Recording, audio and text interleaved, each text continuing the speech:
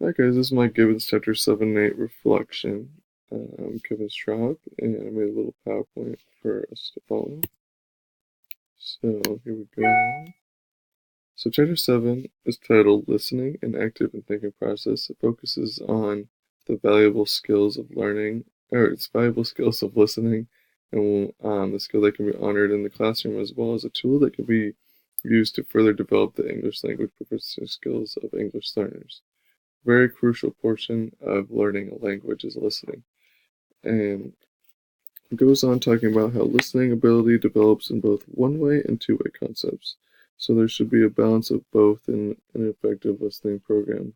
So not only focusing on just having you listen to them, or having them listen to you, or listening to a peer, but two-way listening is a key focus on this chapter. And then listening to unfamiliar subject-related language is more difficult than listening to everyday familiar information. Just describes the types of learning or listening, how listening from a lecture in comparison to listening to a TV show or someone talking to you at a party or something. Two different types of listening, how one can be difficult, how the other can be difficult compared to the other. And she continues discussing how it is possible to read in more than one way, so such as skimming and scanning, and it is also possible to listen in different ways too, such as an overall gist or specific information. So teaching and learning activities should reflect these purposes. So being able to assess overall gists and specific information from what someone was just telling you and what you were listening to. So here,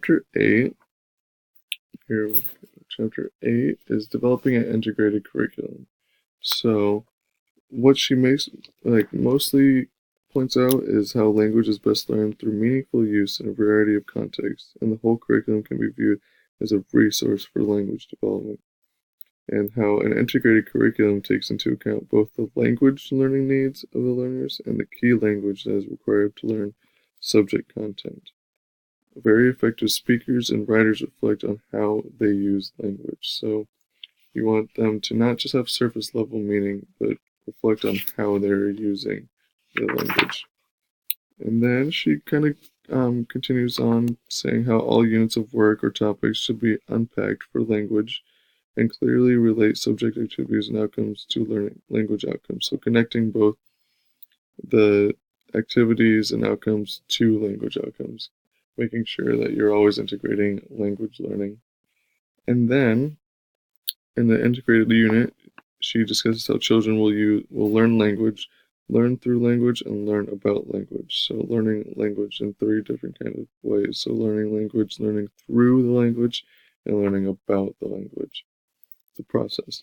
And then the last thing she kind of discusses is the language-rich diet of EL teaching, how it benefits all students and supports all children in using new language in ways that are central to academic language. So getting students to use language in different ways and not just the simple writing, reading, listening, but expanding upon those. And that is pretty much her chapter 7 and 8. Thank you guys for listening. This is the end of my presentation. Thank you.